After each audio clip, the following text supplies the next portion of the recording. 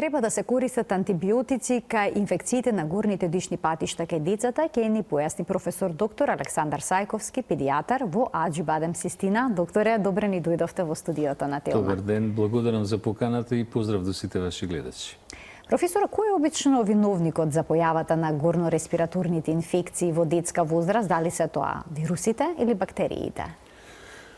Па, апсолутно доминантно се вирусни инфекции. Значи, сите епидемиолошки показатели кажуваат дека 90% од инфекциите на горните дишни патишта, па дури на долните, се вирусните инфекции. Тоа е едно поле доста широко. Ние доста, да речем, последниве 60-70 години дискутираме и разговараме за бактеријските инфекции, меѓутоа уште тек сега доаѓа наред, да кажем, на некој начин и вирусните инфекции. Имаат ли различни симптоми инфекциите на горните дишни патишта предизвикани од вируси и од бактерии? Знаете како, генерално земено, многу често, кај децата збориме, многу често тие симптоми може да се испреплетени и да не е јасно, значи и кај вирусните и кај бактеријските инфекции една од потенцијалните симптоми е висока температура, нели? Болки во грло, оток на лимфни јазли, например. Така да може да има испреплетување, иако кај некои сосема јасни бактеријски инфекции, како што е гнојна ангина, например, сосема е јасно дека се работи за бактеријска инфекција, а не за вирусна. Се меша малку ситуацијата кога беше, како што беше оваа зима сега, кога имавме наплив на дечиња кои што беа со грипот болни, со инфлуенца, и возрастни секако, меѓутоа доминантно деца, амбулантите педијатриски беа фул. Преполни беа. Да, градинките и школите беа полупразни од тие инфекции. Сега тука, заради високите температури кои што знаеа да траат оваа година, зборам за овој период кога беше грипот, знаеа да траат и 4-5 дена доста високи температури, нели тоа беше аларм за родителите углавном да се јавуваат на прегледи. Така да симптомите се релативно слични, затоа што, знаете, имунолошкиот одговор на детето стартно реагира со тој, ние што го велиме, неспецифичен имунолошки одговор, оној вроден имунолошки одговор, кој што брзо, ефикасно реагира, а една од реакциите е и покачување на телесната температура. А доколку температурата е над 38 степени, треба родителите да бидат загрижени? Па, знаете, температурата е класичен, да речем, одбранен механизам. Вака кажано, нели, за да разберат нашите гледачи, температурата е еден од сигналите кои што кога доаѓа на ниво негде на 38,5 е еден од сигналите за активација на имунолошкиот одговор во однос на инфекцијата, без оглед дали е вирусна или бактеријска инфекција, и се врши активација на цела една низа, една цела каскада на хемиски и молекуларни реакции, каде што баш инсистираме кај родителите да не претеруваат со користење на средства за симиње на температура, зборам лекови за симиње на температура, особено не во првите 24 часа. Антипиретици, како што се парацетамол и бупрофен. Постојат добри антипиретици, нели, не е спорно, меѓутоа поентата е да во првите некаде првите 24 сата не се симиња температурата така ниско, затоа што ако е ниска температурата, ако ја симнеме температурата, во тој случај тој одговор имунолошки може да задоцни или да не се јави. И честото користење на антипиретици во почетокот на инфекциите, каде што не дозволуваме да детето качи температура до 38,5, да кажеме тука некаде, едноставно имунолошкиот одговор нема да даде ефект, нема да одговори организмот, и ако тоа го правиме често, кога детето има инфекции, во тој случај може да се развие така наречен мрзлив имунолошки систем, така англосаксонската литература го вика lazy immune system. Факт е, во вашата најава вече, факт е дека инфекциите и температурата се доминантно, малтене и над 50% причина за доваѓање на родителите во педијатриските амбуланти. Меѓутоа, мора да се свати дека мора да има одредена стрпливост во лекувањето на тие инфекции и употребата на одредени средства за лекување ќе зависи од типот на самата инфекција. Кога родителите ќе се јават со своето дете на педијатар, како утврдувате дали се работи за вирусна или пак бактериска инфекција? Мора ли да се спроведат одредени тестови? Во некои ситуации не мора да се прават крвни слики, лаборатории, у смисол, нели обично се прави крвна слика и ЦРП, онака рутински се прави. Меѓутоа, во некои случаи на вистина нема потреба да се потскаат децата, затоа што е сосема јасна клиничката слика. Лесно може да се диференцира, например, кај децата со вирусни инфекции, обично имаме оној синдром што го викаме на плачна маска, нели, течат солзи, нос тече, бистра е секрецијата од носот најчесто, нема гнојни налепи на грлото, нели. Има повеќе знаци кои што се детерминирани за да можеме да кажеме дека е вирусна инфекција или да кажеме дека е бактериска инфекција. Лабораторијата треба да се спроведе таму каде што е нејасно, релативно нејасно, каде што ни треба логистика од лабораторијата да видиме каква е реакцијата на телото, едноставно да кажем, односно како реагираат леукоцитите, нели, нивната формула и така натаму. Но морам да напоменам дека не секогаш, она што исто така би сакал да знаат гледачите, дека не секогаш покачување на ЦРП, особено умерено покачување на ЦРП, значи и бактериска инфекција. Тоа може да се качи и кај одредени вирусни инфекции. Колку треба да биде качено ЦРП-то за да сметате дека станува збор за бактериска инфекција? Знаете, од лабораторија до лабораторија има мали разлики, нели, во мерките, референтните вредности, така? Во однос на самите вредности, како се изразуваат, меѓутоа ако се тие, како е ЦРП-то некаде околу 20, например, тоа може да е вирусна инфекција. Ако е веќе 80%, може да се работи за бактериска инфекција. И она што би сугерирал и во тој дел, да речеме, тоа е дека неспецифичните методи за симење на температура, да кажеме како што е туширање, например, расоблакање на детето, разладување е многу ефикасно и многу добро. И исто така се гледа исто во нашите амбуланти, еден од најголемите стравови кај родителите е дали заради високата температура дали детето ќе дехидрира. Не, по принцип дехидрацијата од температура не се појавува, као така да кажем. Покачената телесна температура е аларм кај деца во првите 6 месеци.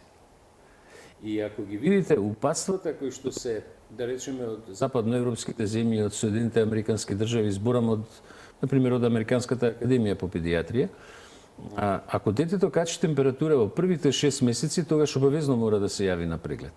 Веќе над возраст од 6 месеци, дури, нели, се сугерира дека и нема потреба веднашка да се прават никакви лабораториски анализи, него да се сачека 24-48 часа да се види како ќе се развива самата инфекција. Се почесто децата се жалат на болки во грлото. Секогаш било така, не е дека се почесто, но еве можеби периодот по ковидот, бидејќи инфекциите се зачестени, па таков печаток имаме дека децата постојано ги боли грло. Дали болката во грло секогаш е сигнал за стрептококна инфекција? Не, апсолутно не. Не, може да е сигнал за стрептококна инфекција, тоа не е спорно. Но не секогаш болката во грло се јавува и кај вирусни инфекции.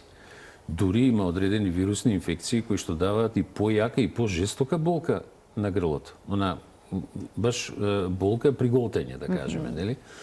На приголтење на течност или храна или било што такво. Меѓутоа, диференцијацијата на самата инфекција треба да биде врзана со преглед од страна на педијатар и евентуалното користење на било какви лекови или помошни лековити средства треба да е пак во консултација со педијатар. Препорачувате да се направи бриз во ваков случај? Бриз, да. Брисевите се едина мана кај брисевите, ако смеам така да кажам мана, што велиме стандардни брисеви кои се прават, тоа е што со стандардните брисеви ловиме по принцип бактерии, а не и вируси. Меѓутоа, нели, медицината има и свој напредок. Има денеска нови тестови со кои што може да се уловат и да се докажат исто така и вирусни инфекции, а не само бактериски инфекции. И тие тестови се доста добри, брзи, ефикасни и даваат одлични резултати. Така да, брисевите доваѓаат во предвид. Имате, например, така наречен брз стреп тест, брз тест за стрептокок. Често пати е он релативно добар тест, затоа што брзо може да се детектира дали детето има стрептококна ангина или воспаление на грлото и болката во грлото доаѓа од стрептокок или не, но и покрај тоа што е декларирано дека е високо специфичен и сензитивен, сепак се случува ситуација да стреп се тестот пропушти, лажно да биде негативен. а на самиот бриз да се појави позитивен. Тоа се тестови кои што се слични на оние брзи тестови за ковид. Па да, тоа е слично. Со стапче се зема од грлото. Можат, значи, понекогаш родителите и тоа да го направат во домашни ние, услови? например, во болницата, кај што ја работам во Систина, ги правиме тука брзо на лицу На места лице се место, прават, мислам, одма може Што е да се многу корисно, диференцира. така. И е корисно, објективно е корисно за брза ориентација и за брзо решавање што треба понатаму. Бидејќи грлото може да биде црвено, како што споменавте, и поради вирусна инфекција, и поради бактериска. Може да има бели наслаги, а да не се работи за бактерија? Може има инфекции вирусни, например мононуклеоза, инфекција во која што може да има обилни наслаги, личат како гнојни наслаги и се слични на инфекција која што е, да речеме, стрептококна.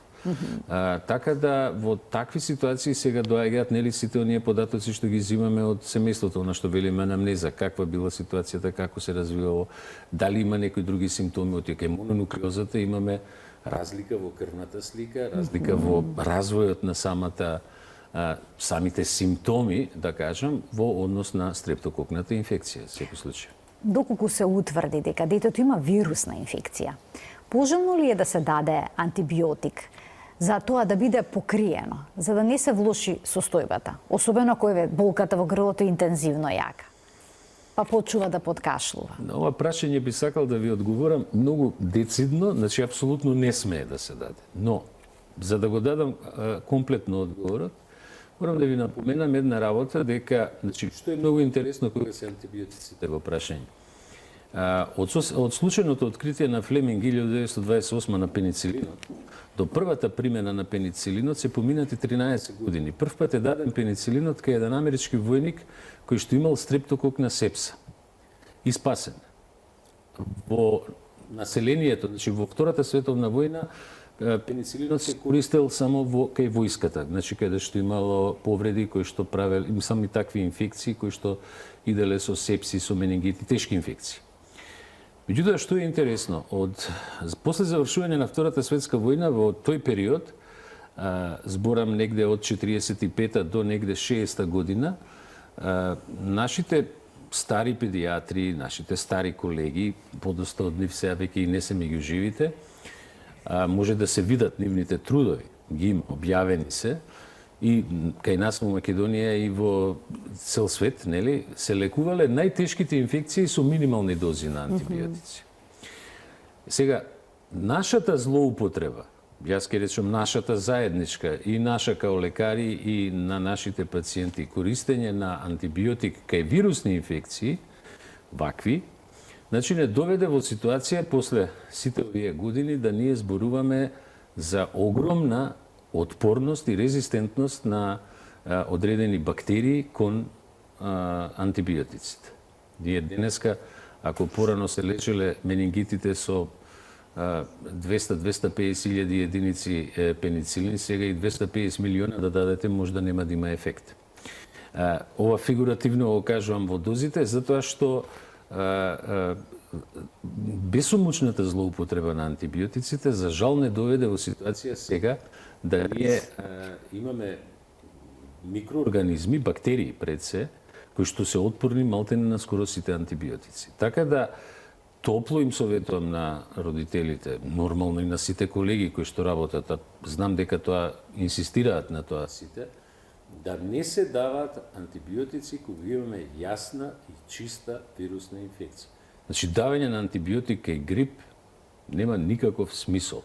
Давање на антибиотик кај сипаници, например, исто така нема никаков смисол, затоа што се работи за инфекција која е класично вирусна инфекција. Антибиотикот најстрашното од се да го комплетирам малку одговорот е што ние фактички едно од најголемите откритија во медицината, едно од трите најголеми откритија е антибиотиците, му ја смаливме вредноста со злоупотреба. Значи, превентивно давање на антибиотик не постои. За да не му се деси. Тоа не постои. Антибиотиците порано, пеницилинот, Тоа значи нема да спречат антибиотиците бактериска компликација, ако се дадат пред време? Ако се појави бактериска компликација, тогаш се дава. Но не пред време. И не може Никако. пред време да спречи Не. такво нешто. Нема. Порано се користеше баш, нас ни останат стравот од стрептококните инфекции заради појава на одредени болести кои што беа многу незгодни, например реуматска треска, која може да се појави после инфекција со стрептокок. Или, например, акутен гломерулонефрит, можда оној пострептококов што го велиме, и порано се користеа, да речеме, пеницилински препарати во подолго време во лекување на таков тип, да кажем, на инфекции. Меѓутоа, превентивно антибиотици нема апсолутно никаква логика да се даде, затоа што антибиотикот доаѓа од старогрчките зборови антибиос, значи против живот. Антибиотикот, кога ќе се напиете антибиотик, он убива бактерии. Ама ги убива и добрите бактерии, особено кога е внесен преку уста и парентерално, кога се дава и венски, например, или мускулно. Меѓутоа, даден преку уста како таблета, сируп, капсула и било како, он ги убива и добрите бактерии во цревот. Нашата микрофлора, кои што се одговорни за имунитетот, затоа ќе продискутираме малку подолу во емисијата. Јас би сакала да ве запрашам и за бактериите што се наоѓаат во носот. Има ли логика да се прави брис од нос? И во кој случај? Брисевите, се враќаме пак на она што пред малку го рековме. Значи, прво што мора да се знае дека устната шуплина кај дете и носот се објективно едни од најпрљавите делови на телото на една индивидуа, на едно дете. Дека во устната шуплина кај едно дете има повеќе микроорганизми отколку во нормални околности зборам, не болно дете, има повеќе микроорганизми отколку што има жители на планетава Земја. Значи, полна е устната шуплина и носот со бактерии. Значи, кој ќе добијат на бриз дека не е изолирана патогена бактерија, не значи дека е стерилна средината во устната празина. Не е стерилна, апсолутно. Туку дека не се изолирани патогени, тие воопшто не се бараат. Всушност, например, не е изолиран хемофилус, например, или да речеме стрептокок или стафилокок, некој од тие бактерии, која што може да предизвика одредена инфекција. Меѓутоа, апсолутно, ниту носот, ниту устната шуплина не се стерилни. И управо заради тоа, бидејќи тука стојат огромен број на микроорганизми кои што живеат во една симбиоза. И таа симбиоза го дава здравието на устната шуплина и на носот. Автоматски носот, кој ќе кажеме, тука е веќе и грлото, нели, и устната шуплина, синусите, така да таа симбиоза ние треба да ја очуваме.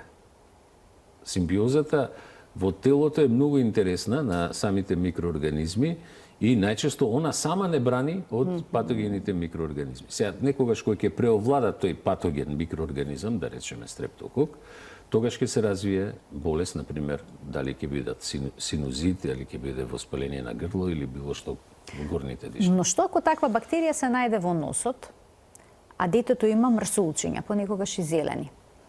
Значи ли дека бактеријата е одговорна за тој проблем? Може да значи, да, не е спорно. Не е спорно. Може да значи дека е одговорна самата бактерија, да, апсолутно. Значи, може да значи, но тоа не значи дека треба да се дадат веднаш антибиотици. А па уште помалце локални антибиотици. Тоа ми беше прашањето. Дали ќе треба да се даде локален антибиотик за да се елиминира бактеријата што е изолирана во брисот. Понекогаш, и кога само на детето му тече интензивно носот, има зелени мрсулчиња, се препишуваат локални антибиотици за да се реши проблемот. Не, тоа е апсолутно погрешно. Значи, локално ставање на... Значи, видите зошто. Одговорот е, ќе речем, релативно едноставен. Во целата медицина во светот се појави пред 10 на 15 години колку има еден спреј кој што беше антибиотски спреј со кој што можеше да се прска во нос и во устната шуплина. но многу брзо се тргна од производство, затоа што се виде дека прави поголема штета отколку што прави добро.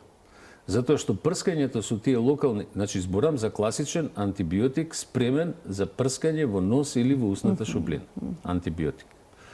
Се покаже дека он уништувајќи ја флората, нормалната флора, фактички доведува до прогресија на одредени други инфекции кои што може да се појават покасно од патогени микроорганизми, а тие стануваат се поотпорни. И тоа престана да се користи во светот. Овие други капки што ги има разни, нели, антибиотски капки, масти, тоа се лекови, тоа се антибиотски лекови кои што се наменети за друга функција. Значи, постојат антибиотски капки кои што се користат за воспаление на око. Или масти, или уво, да. Или масти кои што се користат за воспаление на око, значи за конјуктивит кој што е предизвикан од бактерија, но не и за нос и за ушна шуплина. Сега тука, искрено, тука и ние, како, ќе кажам, како медицинска фела, знаеме некогаш да дадеме, нели, да се даде, одредени колеги даваат капки, тоа не е спорно. Меѓутоа, сите тие се направени, фармацеутски се направени, ќе видите во упатството, имате маст која што е за воспаление на око. Имате капки кои што се за воспаление на уво. Не се наменети за воспаление на нос или на грло. Дури, што е многу интересно, имаше една многу добра скандинавска студија, која што беше направена пред 3-4 години на повеќе од 20.000 деца, кои што примале капки, локални, антибиотски, и група на деца која што не примале. Значи, се вкупно целата студија ке 20.000 деца, се покаже дека прво нема никаков ефект посебен, второ, значи локалното ставање, и второ, се ствараат многу резистентни микроорганизми, многу резистентни, и едноставно подолго време веќе и во скандинавските земји тоа, сега да кажем, не е забрането користење на локални антибиотици, едноставно не се користи. Исфрленото употреба. Да. А зошто се случува еве да се изолира, например, во носот некоја патогена бактерија, потоа детето прима антибиотска терапија која што одговара на антибиограмот. Добро. И откако ќе се ја испие терапијата, по извесно време се прави бриз, повторно е присутна истата бактерија. Апсолутно, може да е. Значи, да. ние, Дали та нормално знаете бактерија како, живее веќе таму? Па да. Знаете како, морам да ви кажам, значи, ние не треба со антибиотици да лекуваме резултати. Со антибиотици се лекуваат пациенти. Болест. Болест. Значи, ние имаме дечиња кои што одат во градинка, ќе им направите бриз, ќе се појави стафилокок во нос, а нема никакви симптоми. Значи, тука давање на антибиотик нема никаква логика. Значи, таа практика градинките треба да ја надминат, да апелираме. Не се само, извинете што ве прекинав, не се само градинките. Стафилококот може да го има, стафилококот живее на рацете највише, на кожата. Може мајката да го пренесе, таткото, значи може дома да се пренесе. Од друга страна, градинката ја спомнавме затоа што При упис ги бараат тие документи. Да, знам дека ги бараат, апсолутно. Знам. Значи, позитивен бриз е хемофилус, например. Без симптоми. Нема зашто да се даваат антибиотици. Но кога ќе видиме хемофилус, Па добро, да. професоре, ќе се извадиме од памет, нели? Да, ама ако има симптоми, но ако нема тогаш симптоми, значи ништо. Ништо. Значи нема потреба. Знаете како имунолошкиот систем, децата, значи тоа мора да го имаме во предвид. Децата, имунолошкиот систем на децата зрее во првите 5-6 години. Они имаат децата имаат одличен одговор на тој вроден имунитет или неспецифичен имунитет. Имаат послаб специфичен имунитет и ние тоа во сите книги ќе го видите на крајот на денот. Дозволено е децата кои што идат во предшколски установи, деца што се во школа да имаат и по 10 инфекции во тек на една година. Дозволено е. Во принцип, ако дојдеме у ситуација да тоа едно дете, например, нема ниту една инфекција, не зрее теха еден дел од имунолошкиот систем, тогаш може да се појават алергии. Значи, тоа е една ситуација која се, например, друга страна, која збориме за скандинавските земји, таму немаат дечињата толку инфекции, меѓутоа имаат повеќе алергии. Кај нас, за жал, родителите се најмногу уплашени од инфекциите. И верувајте, нема потреба, ако е детете клинички добро, клинички стабилно, нема температура, нема никакви секреции, не кашла, а има позитивен бриз од нос, нема зашто да му се дава антибиотик. Ќе ги поканем и гледачите да се вклучат од овој момент во денешната емисија, во денешниот магазин за родителство 0+ месеци на телевизија Телма. Доктор Александар Сајковски, педијатар во Аџибадем Систина, е гостин во студиото на Телма, кој ќе даде појаснување на бројните наши дилеми, но секако и на вашите прашања, почитувани. Докторе, уште едно прашање имам поврзано со примината на антибиотик и разните бактериски вирусни инфекции што се вуат кај децата. Што доколку детето има висока температура, се качи над 40 степени, а резултатите покажуваат дека не се работи за бактериска инфекција, се работи за вирус. Дали во тој случај би било пожелно да се даде антибиотик за да не дојде до компликација? Значи, еве, оваа зима беше баш таква. Ве прашам, бидејќи децата гореа од температура оваа зима висока. баш беше таква. И тука имаше бројни дилеми. Инфлуенцата што беше, значи грипот што беше оваа зима, беше пратен најчесто со многу високи температури, ова како што кажувате 40-41 дури, и по 5 дена децата горе, едноставно горе од температура. Меѓутоа, кога ни е повторно таква висока температурата, да, тогаш можеме да користиме средства или лекови, антипиретици, или да речеме туширање, или ладење, разладување, или за симење на температурата, но не мора да биде толку бурно и драматично да се симне негде на 38,5.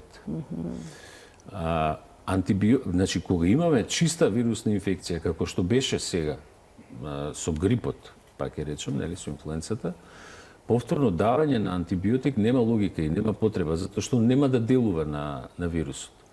Ако се јави секундарна инфекција бактериска, ако се појави, тогаш, да, треба да се даде антибиотик. Меѓутоа, објективно, секундарните инфекции не се толку чести за да децата мора да се ставаат на антибиотик. Превентивно антибиотик нема потреба да се даде, за да не добие некаква бактериска инфекција. Колку долго обично траат вирусните инфекции? Како викаат народно кажано, 7 дена со лекови, една недела без лекови.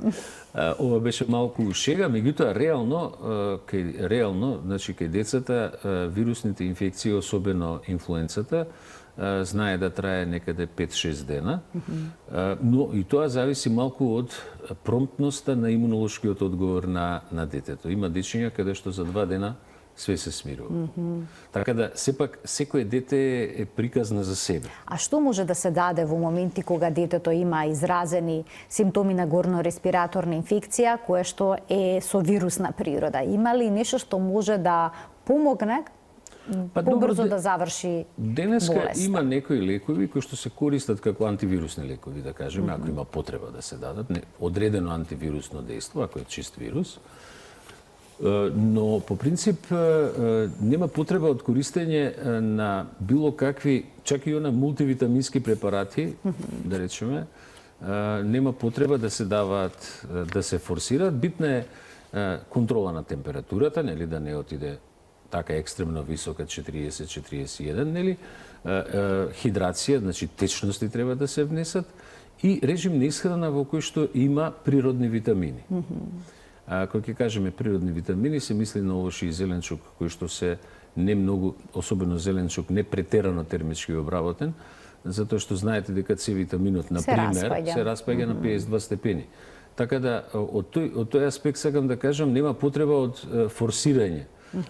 Меѓутоа, ако се јави веќе сега бактериска инфекција, ако е ангина, ако е стрептококна инфекција, тогаш апсолутно треба да се даде антибиотска терапија. Значи, во тој случај е неопходна? Апсолутно. И како се прима кога е неопходна антибиотската терапија? Дали мора да се пие 7 дена или пак 14 дена, колку што е наведено во упатството, или пак сега, бидејќи можеме прочитаме и некои други протоколи, веднаш штом се смират симптомите, може ли да се повлече антибиотикот? Да, ако особено е добро да речеме, ако имаме потврда дека се работи за бактериска инфекција со брисевите, овие, да речеме, нели, Сега, што би рекле, не со брзите, али побрзите од стандардните брисеви, да кажеме, каде што може веќе четвртиот, петиот ден да се покаже дека таа ангина е веќе смирена, значи нема гнојни налепи. Многу зависи, пак велам, од дете до дете, оти ако има симптоми и да нема температура, уште е грлото црвено, уште има гнојни налепи, тоа треба да се дава и да се користи 7 до 10 дена сигурно, зборам како антибиотик. Изборот на антибиотикот зависи од типот на инфекцијата и од причинителот кој што се јавува, но и од возраста, затоа што знаете дека поголем број на антибиотици кај децата не се даваат. Има доста антибиотици кои што се само за возрастни, а помал е бројот на антибиотици за кај деца.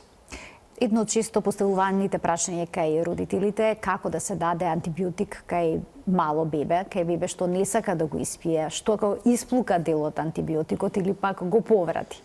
Во случај на повраќање, да речеме ако го поврати унутар пола саат од давање, може да го повторат.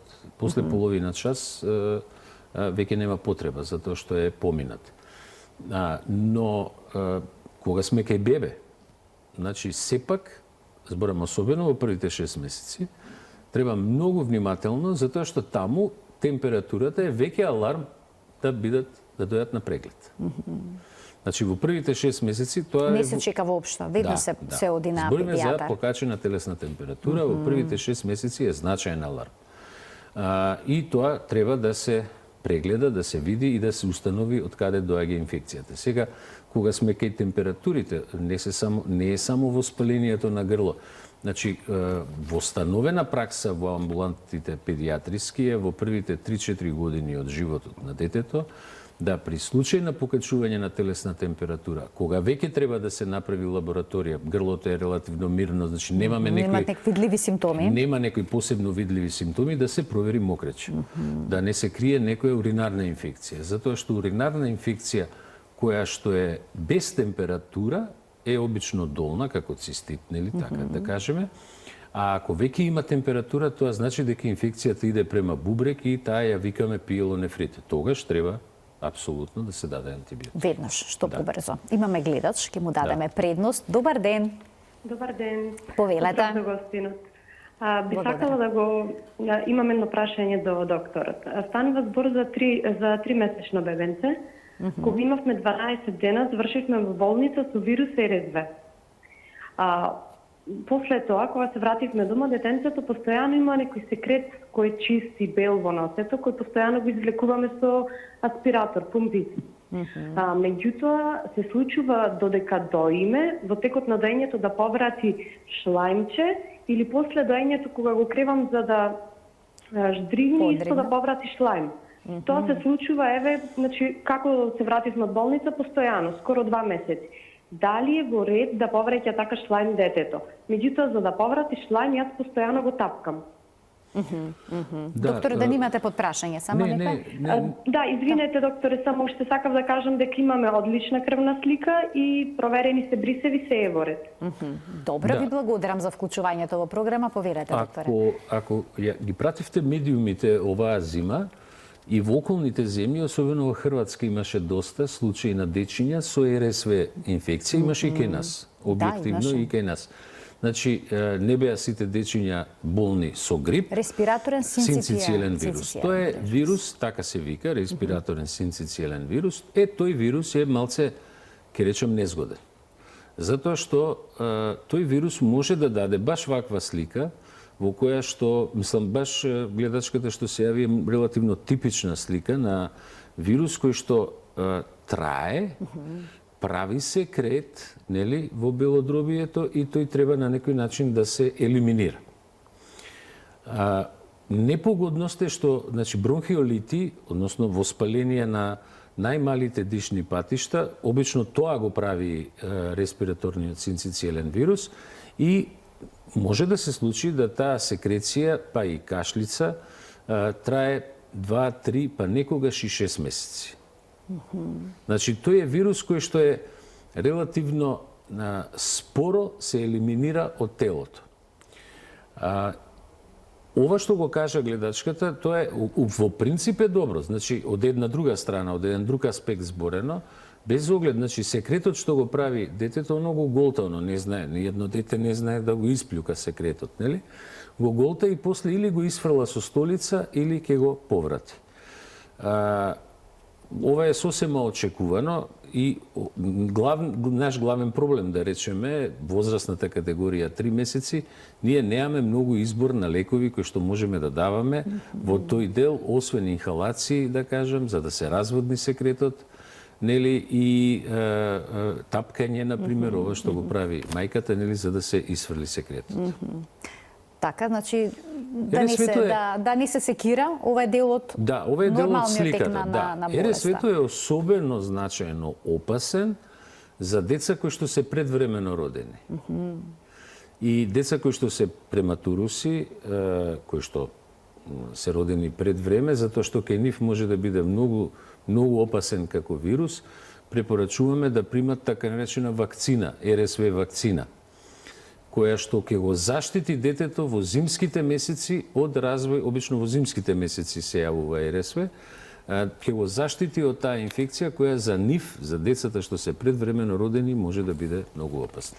Докторе, кога на децата им тече носето, се случува тие да почнат да кашлаат. Дали значи дека инфекцијата се спуштила на белите дробови, кога ќе се јави кашлица? Да, кашлицата, тоа е веројатно, можем слободно да ви кажем, веројатно втора главна причина заради која доаѓаат родителите во амбулантите педиатриски. Значи, прво е генерална температура, како симптом зборам, а втора е веројатно кашлица. Меѓутоа, една работа која би сакал навистина да се разбере, да ја разберат гледачите релативно и на тој начин едноставно кажана. Кашлицата е одбранбен механизам. Како симптом, таа е класичен одбранбен механизам. Механизам во кој што треба секретот кој што е створен во дишните патишта да се исфрли, да не остане во самите дишни патишта. Оти останат доле во дишните патишта, он може да предизвика, значи на него може да се налепи дополнително вируси или бактерии и да направи инфекција на долните дишни патишта, значи пнеумонија, да речеме, нели, запалење плуќи. Меѓутоа, кога збориме за вирусните инфекции, имунитетот работи на многу еден едноставен и многу, мислам вака кажано, тоа е еден комплексен систем кој не брани нас. Меѓутоа, вирусите се микроорганизми кои влагаат во клетките на дишните патишта. За разлика од бактериите кои живеат надвор од клетките. И они ствараат секрет. Во клетките кои ќе влезат вирусите, телото цело време, како еден скенер, ги анализира клетките сите. Тоа нон-стоп се прави во телото. Кога ќе препознае на имунитетот на детето дека некоја клетка не е негова, има вирус во неа, тука станува аларм за имунитетот и имунитетот ја уништува цела клетка. Ама тоа се повеќе милиони клетки, не е една. Нели, бидејќи има многу вируси во дишните патишта. И сега тука ќе дојде до некој воспалување, претпоставам. Точно, да. Па тоа сакам да кажам. Значи, во таква ситуација, значи, системот на имунитетот е боле даде прст него рака или глава и автоматски настанува уништување на тие клетки кои што се заразени со вирус. Меѓутоа, тука, на тоа место кај што ќе отпаднат тие клетки, се почнува да се ствара секрет, почнува процес на регенерација и формирање на нови клетки, пошто секојдневно имаме обнова на клетките во телото, така. И во тоа стварање на секрет, кој што се јавува во дишните патишта, една од манифестациите е кашлица. Јасно дека кашлицата, тоа е кај деца кои што имаат инфекции. Сега, ние имаме кашлици кај деца, например, кои што имаат астма, каде што имаме алергиска основа. Меѓутоа, генезата таму е малце подругајачија, значи, нели, воспалителен процес со секрет заради стегање на дишни патишта од алергиска природа. И таму, исто така, ако нема бактериска инфекција, давањето на антибиотици нема логика. Значи, повторно треба да му овозможиме на тој секрет телото да го исфрли колку може во повисоките парти, да го искашла и после тоа обично малите деца, бидејќи не знаат да исплюкаат, да кажеме, нели, они го голтаат и после го елиминираат или со повраќање или со столица. Уште еден гледач имаме, ќе го вклучиме во програма. Добар ден. Добар ден за гледачот. Ве слушаме, повелете. Јас сум мајка на 5-годишно дете. Така. Моментално имаме гнојна ангина. Од петок 8 со температура, во почеток имаше на 4 сата, на 6 сата, до 39 со 5 качуваше со антипиретици. Вчера бевме на педијатар и ни припишаа оспен. Само што ова се случува веќе многу често. Во јануари имавме исто со оспен на 10 јануари и февруари, 5 февруари пак бевме со оспен. Со педијатарка да разговаравме да ни даде оспен да пиеме 3 месеца по десна или пак 2 месеца секој ден на 24 часа. Дали е тоа оправдано или Така. Дали да се практикува нешто вакво? Ви благодарам. Често ми се случува. Се повторува. Ви Да. благодарам за вклучувањето во програма. Повелете, докторе. Значи, ангина е бактерија. Треба да се даде антибиотик. Значи, ова што го спомна гледачката, неспорно е, кога имаме ангина, каде што инфекцијата е јасно бактеријска, најчесто е стрептококу прашање, значи тогаш треба да се бие едноставно инфекцијата со антибиотик. Ако се повторуваат инфекциите, бидејќи детенцето е 5 години, неговиот имунитет е некаде околу 45-50% отприлике од оној имунитетот на возрастните, на нас возрастните, тоа треба да се внимава да се процени дали има одреден дисбаланс во имунитетот, да кажеме, и во тој дел може да не е лоша една консултација имунолошка да се направи, да се види дали е дисбаланс, не дека детето има некаков дефицит имунолошки, оти би имало инфекции и порано, не е само сега. Меѓутоа, факт е дека оваа зима, пак е напоменам, имаше доста инфекции кои што се повторуваа. Употребата на вториот дел од прашањето, употребата на долготрајната употреба на антибиотици доаѓа во предвид ако е тоа, особено ако е тоа бета-хемолитичен стрептокок, значи затоа сега тука е потребен бриз, потребен да се види кој стрептокок е, да се види каков е, оти тој бета-хемолитичниот што го велиме, е стрептокок кој што може да даде реуматска треска, например. И тука треба да се лекува. Нели? И тука лекувањето, например, со антибиотик, овака како што прима детенцето, треба да е барем 14 дена. Нели? Зборам за да се сузби. И треба да се прават контроли дали е ерадициран, дали е уништен стрептококот. Тој бета-хемолитичниот стрептокок.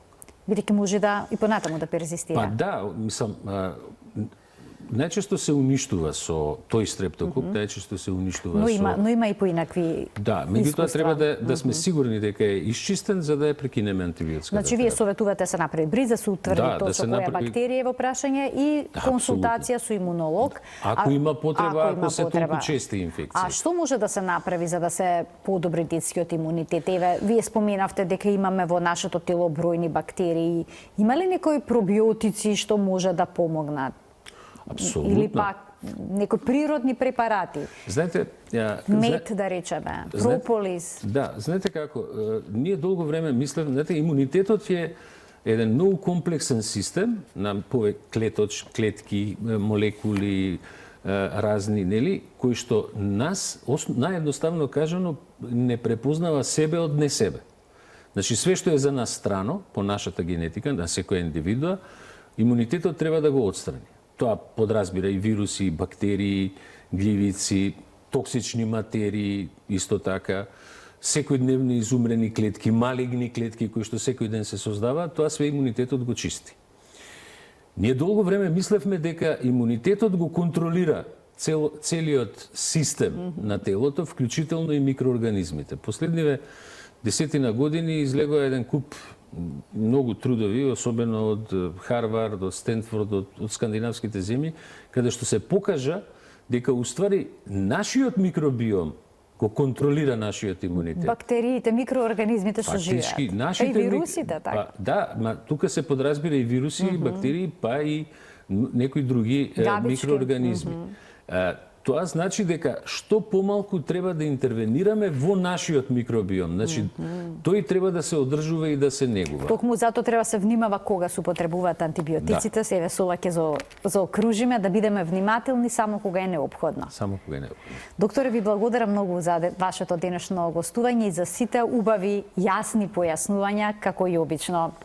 Една прекрасна емисија со многу совети кои што може се применуваат, практикуваат секојдневно. Благодарам и на вас. Почитувани, тука ја заокружуваме денешната емисија, денешниот магазин за родителство 0+ месеци на телевизија Телма. Имајте пријатен ден.